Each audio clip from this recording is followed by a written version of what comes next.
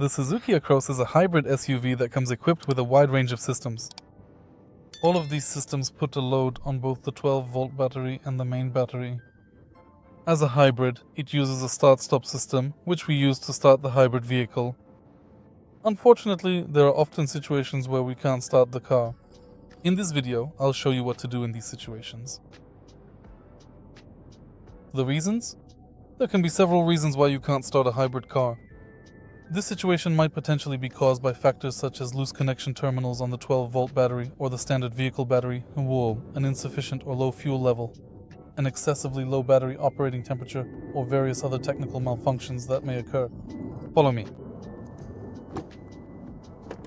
and I'll show you what to do when you can't start your car. There are several scenarios in which you might not be able to start your car.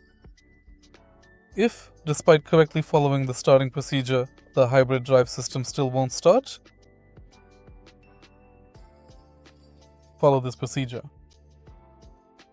First, firmly pull up on the parking brake switch and carefully verify to check if it has been fully engaged and activated.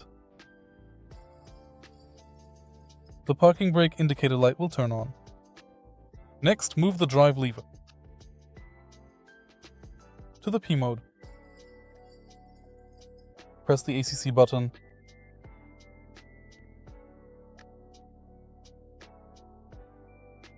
And then continue to hold the button down firmly for a full 15 seconds.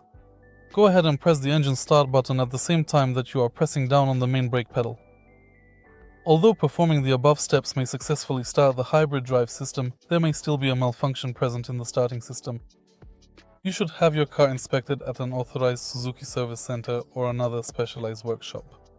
Other reasons why the car may not start. These include a dead remote, a drained battery, or too low an outside temperature. If you found this video helpful, leave a like, subscribe, and comment. Thank you for watching.